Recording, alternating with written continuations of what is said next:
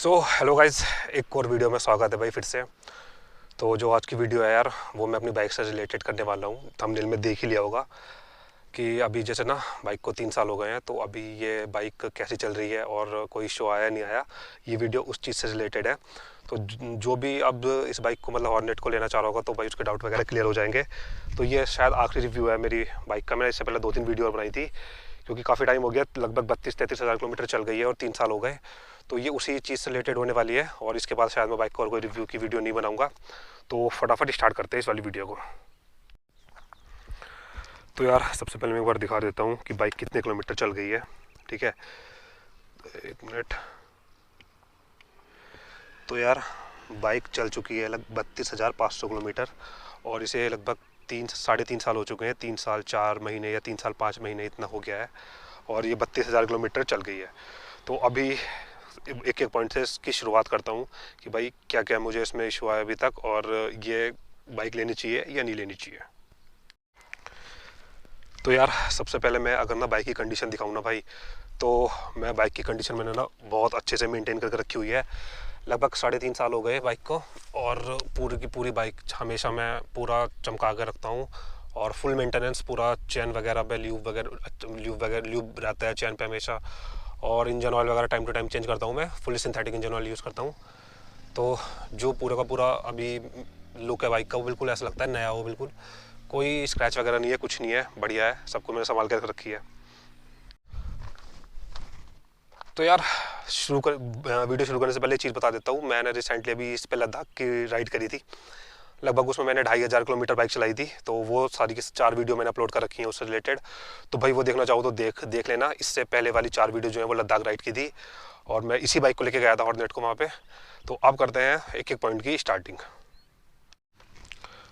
तो यार सबसे पहले मैं बात करता हूँ मुझे इसमें प्रॉब्लम, मतलब मुझे इसमें क्या चीज़ें लगती थी जो मतलब अपग्रेड हो सकती थी। और वो शायद अब वाले मॉडल में जो अब आ रहा है ना 2025 वाला मॉडल, उन्होंने कर दिया। पहला था इसमें सिंगल चैनल एबीएस, पर जो अब जो नई वाली बाइक आ रही है, मतलब 2025 वाला मॉडल आ रहा है, उसमें भाई डुअल चैनल एबीएस है। ठीक है, तो मुझे ये कमी लगती थी इसमें। दूसरी कमी लगती थी मुझे इसकी हेडलाइट में। इसकी हेडलाइट का थ्रो बिल्कुल भी अच्छा नहीं था इस जो मेरे पास मॉडल है ये वाला। पर जो 2025 वाला मॉडल आ रहा है उसकी हेडलाइट चेंज कर दी उन्होंने। तो जो उसका नाइट का थ्रो कैसा है वो मुझे पता नहीं है।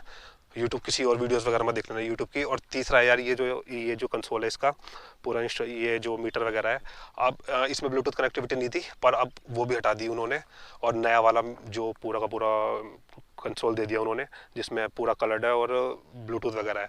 तो ये 3 पॉइंट थे जो मतलब मुझे लगते थे मिसिंग शुरू से, और उन्होंने अब जो नया वाला मॉडल है उसमें अपडेट कर दिए। तो भाई पहली चीज़ तो ये हो गई, ये तीनों के तीनों अपडेट नई वाली में आ चुके हैं और इन तीनों चीज़ों की कमी फील होती है इस वाली बाइक में। तो यार नेक्स्ट अगर मैं बात करूँ ना परफॉर्मेंस की, इसका इंजन की परफॉर्मेंस कैसी है। और एक प्रॉब्लम आती थी पहले हॉर्नेट में, ऑयल लीकेज वगैरह की प्रॉब्लम आती है, पर मेरे साथ ऐसा कोई पर्टिकुलर प्रॉब्लम आई नहीं है। तो देखो अगर मैं बात करूँ ना भाई इंजन की, तो जैसा कि मैंने अभी बताया था कि मैंने रिसेंटली सितंबर के एंड में लद्दाख की राइड करी थी और मुझे ऐसा कोई पावर की कमी फील हुई नहीं थी वहाँ पे।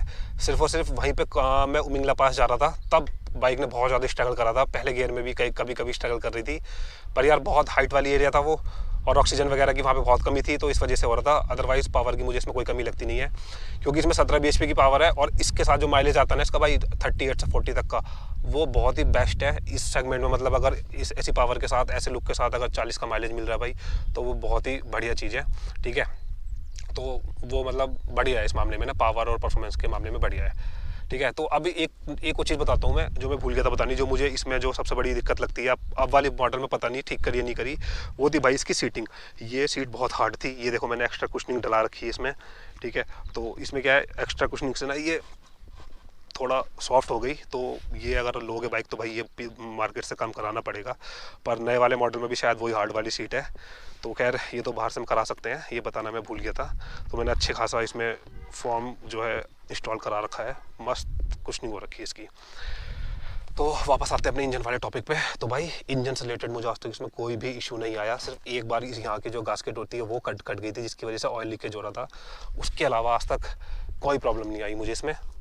कभी कभी एक बार एक मिसिंग की प्रॉब्लम आई थी इसमें, तो एक बैक एंगल सेंसर होता है वो ख़राब हो गया था, तो मैंने वो चेंज करा दिया। उसके बाद मुझे अभी तक कोई प्रॉब्लम नहीं आई इसमें।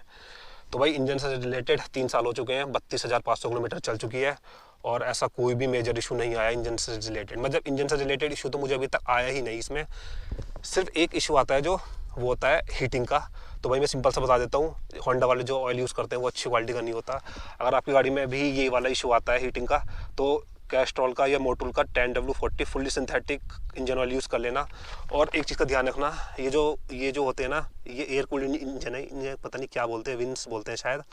अगर इन पर डस्ट होगी या मड हो गया, मट्टी वगैरह चिपक गई ना इन पे, तो इंजन आपका हीट करेगा। तो इस चीज़ का ध्यान रखना भाई। अगर ये वाले जो विंस होते हैं, छोटे छोटे जो छेद से दिखाई दे रहे हैं, अगर इनमें ना मट्टी अटक रखी है, कीचड़ में जा रखी है और मिट्टी अटक गई, साफ़ नहीं करे, तो आपका इंजन हीट करेगा। तो इस चीज़ का ध्यान रखना है। अगर इंजन हीट कर रहा है बाइक का, तो फुल्ली सिंथेटिक इंजन ऑयल का यूज़ करो 10W40 का, और ये बिल्कुल क्लियर होने चाहिए, आपका इंजन हीट नहीं करेगा। सिर्फ और सिर्फ इसमें एक ही इशू आता है सबको, इंजन हीटिंग का, और वो भाई मैं सॉल्यूशन बता रहा हूँ क्योंकि 3 साल से मैं यही बाइक चला रहा हूँ, तो मुझे पता है कि इसका हीटिंग इशू कैसे दूर करते हैं। तो यार अब बात करता हूँ मैं सेकंड चीज़ की, इसकी पेंट क्वालिटी वगैरह की। काफ़ी लोग मुझसे पूछते हैं कि भाई पेंट क्वालिटी वगैरह कैसी है। तो देखो, वैसे तो जैसे 3 साल हो चुके हैं, तो जैसे यहाँ पे मेरा जो पैर होता है वो रगड़ता रहता है, तो यहाँ का पेंट छूट गया, और ये वाला जो ग्रैब रेल होती है इसका पेंट छूट गया है। तो पेंट वगैरह की क्वालिटी मतलब ओके है। जहाँ जहाँ पे यार रगड़ लगेगी ना पैर की, देखो यहाँ का भी छूट गया, तो वहाँ का पेंट तो छूटना है। तो मतलब ऐसा कोई प्रॉब्लम नहीं है। थोड़ा सा ये इंजन का जो पेंट भी छूट गया यहाँ से हल्का सा, ये तो हीटिंग की वजह से छूटा होगा। पर जो सेकंड चीज़ है ना, पेंट क्वालिटी, वो मुझे ठीक ठाक ही लगती है। मतलब ज़्यादा अच्छी भी नहीं है, ज़्यादा बेकार भी नहीं है, ओके है। यहाँ देखो ये भी छूट गया, 3 साल हो गए तो इतना तो खैर बनता ही है। और अगर मैं बात करूँ उसकी प्लास्टिक क्वालिटी की, तो यार प्लास्टिक क्वालिटी वगैरह ठीक है, कोई दिक्कत नहीं है। बस एक ना, अगर ये कैमरे में दिख पा रहा हो, ये वाला क्रैक ना इसकी प्लास्टिक बॉडी में अपने आप ही आ गया था, ना बाइक गिरी ना कुछ नहीं हुआ, बस अपने आप ही क्रैक आ रखा है ये। और ये इससे ज़्यादा बढ़ भी नहीं रहा, इतना ही है। तो पेंट क्वालिटी और प्लास्टिक क्वालिटी की बात करूँ तो भाई बिल्कुल बढ़िया है, कोई दिक्कत वाली बात नहीं है। जो मुझे सबसे बेकार लगता है भाई, वो है इसकी चाबी। पर नए वाले मॉडल में ये इन्होंने की इसकी बदल दी है, अब मशीन कट वाली की आती है, तो वो ज़्यादा अच्छी लगती है। ये बेकार है बिल्कुल, इस लुक इसका बिल्कुल अच्छा नहीं है। तो ये भी एक चीज़ थी जो मुझे इस वाले पर्टिकुलर मॉडल में अच्छी नहीं लगती थी, पर अब वाले मॉडल में उन्होंने चेंज कर दी। तो ये तो हो गया भाई अपना पेंट से और प्लास्टिक से रिलेटेड इशू। इसमें मुझे कोई इशू नहीं है, जहाँ जहाँ पे पैर की रगड़ लगेगी वहाँ का पेंट तो छूटना ही है, ऐसा कोई इसमें इशू है नहीं। तो यार तो अब मैं बात करूँ इसके तीसरी चीज़ की, जो इसकी ब्रेकिंग है। तो भाई देखो, जैसा कि इस वाले मॉडल में 2022 का मॉडल है, इसमें सिंगल चैनल ABS है, तो सिंगल चैनल ABS के हिसाब से भी अच्छी खासी ब्रेकिंग है इसकी।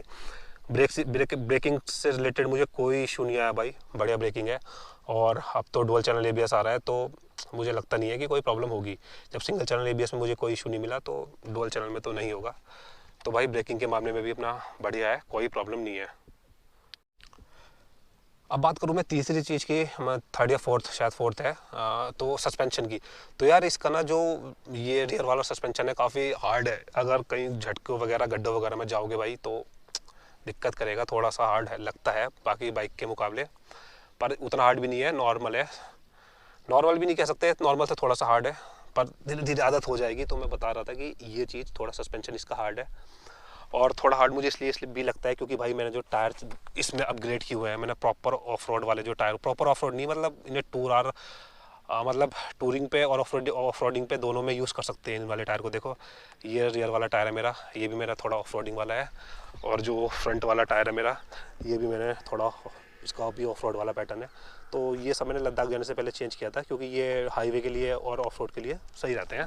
तो इन वाले टायर पर अपग्रेड कर सकते हो। इसका फ़ायदा ये है भाई, ग्राउंड क्लियरेंस बढ़ जाएगा इन टायर की वजह से। तो इसलिए मुझे थोड़ा सस्पेंशन इसके हार्ड भी लगते हैं। बाकी सब सस्पेंशन वगैरह मतलब उतने हार्ड भी नहीं है, ठीक है, पर मुझे टायर की वजह से थोड़े ज़्यादा लगते हैं। और टायर चेंज कराने के बाद ना माइलेज में कोई इशू आया और ना ही कोई परफॉर्मेंस वगैरह में इशू आया, सब नॉर्मल है। तो यार नेक्स्ट चीज़ की बात करूँ मैं, तो वो है चैन सेट। इसका जो पहले वाला चैन सेट था वो मैंने लगभग 28,000 किलोमीटर पे चेंज कराया था, तो काफ़ी ज़्यादा चला दिया था मैंने। एक बार मैंने, क्योंकि एक बार ये जो था ये पूरा पीछे हो गया था, तो मैंने एक बार चैन भी उसकी जो एक चैन की कड़ी थी वो भी कटा दी थी मैंने। पर वो ज़्यादा दिन चली नहीं थी, वो 1.5 या 2,000 किलोमीटर बाद मुझे फिर चेंज कराना पड़ गया था। पर जो एक्चुअल लाइफ है ना चैन सेट की, इसकी लगभग भाई अगर अच्छे से मेंटेन करके रखोगे तो 20,000 किलोमीटर, 20 से 21,000 किलोमीटर ईजिली इसका चैन सेट जो है आराम से काम कर जाएगा। तो यार नेक्स्ट चीज़ बताता हूँ मैं, इसके गियर के बारे में बता देता हूँ और इसके क्लच के बारे में बता देता हूँ। भाई क्लच इसकी बहुत ज़्यादा लाइट है, देखो मैं क्लच इसकी बहुत लाइट है। मैं सबसे लास्ट की जो मेरी उंगली है उससे मैं प्रेस कर रहा हूँ, बहुत लाइट क्लच है। और भाई गियर वगैरह कभी नहीं अटकते इसके, मतलब कभी कभी जैसे अटक जाते हैं तो वो अलग बात है, पर गियर की जो शिफ्टिंग है बहुत स्मूथ है। और जैसे मैं बता दिया, क्लच और गियर में कोई प्रॉब्लम नहीं आई मुझे आज तक, सब बढ़िया चल रहा है। सिर्फ एक बार क्लच की वायर चेंज कराई थी मैंने, क्योंकि टाइम टू टाइम करानी पड़ती है। और ये क्लच और गियर से रिलेटेड भाई आज तक कोई इशू नहीं आया, सब कुछ स्मूथ चल रहा है इसमें। तो यार ये तो कुछ मेन चीज़ें थी जो मुझे लगा मुझे बता देनी चाहिए कि कैसा परफॉर्म कर रही है। अब कुछ छूट गया हो तो भाई कमेंट में पूछ लेना, मैं बता दूंगा। मुझे फ़िलहाल के लिए इतना याद आ रहा है जो मैंने अभी दिखाया वीडियो में। अब मैं बात करता हूँ इसमें मुझे पिछले 3 साल में प्रॉब्लम क्या क्या फेस हुई, मतलब क्या क्या चीज़ इसमें ख़राब हुई, ठीक है। तो एक एक करके बताता हूँ। भाई एक प्रॉब्लम फेस हुई थी मुझे, इसकी हेडलाइट फेल हो गई थी बिल्कुल। इसमें एक कोई डिवाइस होती है, पता नहीं क्या रेगुलेटर बोलते हैं, उससे कुछ मुझे याद नहीं आया, वो ख़राब हो गई थी। तो भाई ये हेडलाइट प्रॉपर फेल हो गई थी, काम नहीं कर रही थी। तो वो 1700 का चेंज हुआ था। तब ये बाइक मेरी वारंटी में थी, तो मतलब फ्री में चेंज हुआ था। प्राइस उसका 1700 रुपये के आसपास था। तो पहला जो मुझे इश्यू आया था वो हेडलाइट का आया था। ये बहुत हॉट नेट मारता है, कई बार फेल हो जाती है हेडलाइट। मतलब मेरे साथ एक ही बार हुआ, पर उसके बाद दोबारा इशू नहीं आया, ठीक है। सेकंड इशू आया था भाई मुझे इसमें मिसिंग का। अब मिसिंग का क्या इशू होता था कि इसमें ना एक सेंसर होता है, टिल्ट सेंसर बोलते हैं उसे, बैक एंगल सेंसर बोलते हैं। उसमें क्या होता है, जब बाइक टेढ़ी हो जाती है, गिर जाती है, तो ऑटोमेटिक ना बाइक बंद हो जाती है। तो उस सेंसर के ख़राब होने की वजह से ना भाई बाइक मिसिंग मार रही थी, बार बार बंद हो रही थी। तो एक बार मैंने उस सेंसर को चेंज करा दिया और सब कुछ ठीक हो गया। तो यही 2 ऐसे जो इशू थे मुझे अभी तक 3 साल में आए, बाकी और कोई इशू नहीं आया। एक था जो हीटिंग का होता है यार, वो मैंने बता ही दिया था कि फुली सिंथेटिक ऑयल यूज़ कर लो, फिर आएगा नहीं। और जो इंजन पे विंग्स होते हैं उनके जो मिट्टी जम जाती है, अगर वो प्रॉपर क्लीन कर दोगे तो नहीं आएगा। तो सिर्फ ये 2 इशू थे भाई कि जो मुझे इस बाइक में 3-3.5 साल में अभी तक आए। तो यार ये था मेरी तरफ से एक छोटा सा रिव्यू इसका 3.5 साल बाद और 32,000 किलोमीटर के बाद। तो अभी भी बाइक चलाने में कोई प्रॉब्लम नहीं है, पूरी बाइक स्मूथ चलती है, कोई इशू नहीं आया मुझे अभी तक। जो 2 इशू आए मैंने आपको बता दिया है। अब मैं बात करता हूँ भाई इस टाइम पे ये बाइक लेनी चाहिए नहीं लेनी चाहिए। देखो मेरे अकॉर्डिंग तो ये बाइक बढ़िया है बिल्कुल। 3 साल से मैं इसे चला रहा हूँ और सिर्फ लद्दाख ही लेके नहीं गया मैं इसे, काफ़ी जगह मैं मतलब उत्तराखंड में काफ़ी जगह घूम लिया मैं। नीति वैली साइड गया हूँ, अर्चिल मतलब बहुत, और चोपता की साइड गया हूँ। हिमाचल में भी मैं स्पीति की साइड जा रखा हूँ इस बाइक को लेके। तो मतलब मैंने बहुत टूरिंग कर रखी है इस बाइक पे।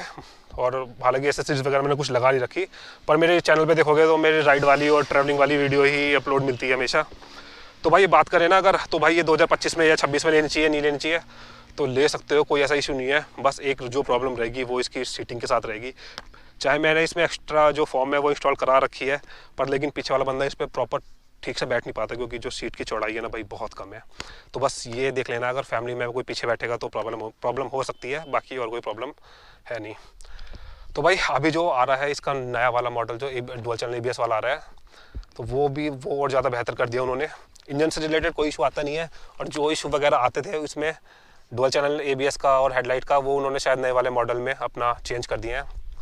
तो भाई ये था एक छोटा सा रिव्यू। और अगर मुझे अभी कुछ याद नहीं आ रहा इससे ज़्यादा क्या रिव्यू कर सकता हूँ मैं या क्या बता सकता हूँ, तो भाई अगर कुछ डाउट होगा तो कमेंट में पूछ लेना, मैं उसका रिप्लाई कर दूँगा। बाकी मैं इस वीडियो को यहीं बैंड करता हूँ। अभी मैं किसी नेक्स्ट राइड पे जाऊँगा तो मैं फिर से वीडियो वगैरह अपलोड करूँगा। इससे पहले वाली लद्दाख की राइड की वीडियोस थी, नहीं देखी तो देख लेना। बाइक ने कैसा परफॉर्म करा मैंने बता रखा है, ठीक है। तो करता हूँ मैं इस वीडियो को यहीं पे एंड, और जब कहीं जाऊँगा तब फिर से नई सीरीज़ अपलोड करूँगा। तब तक के लिए बाय।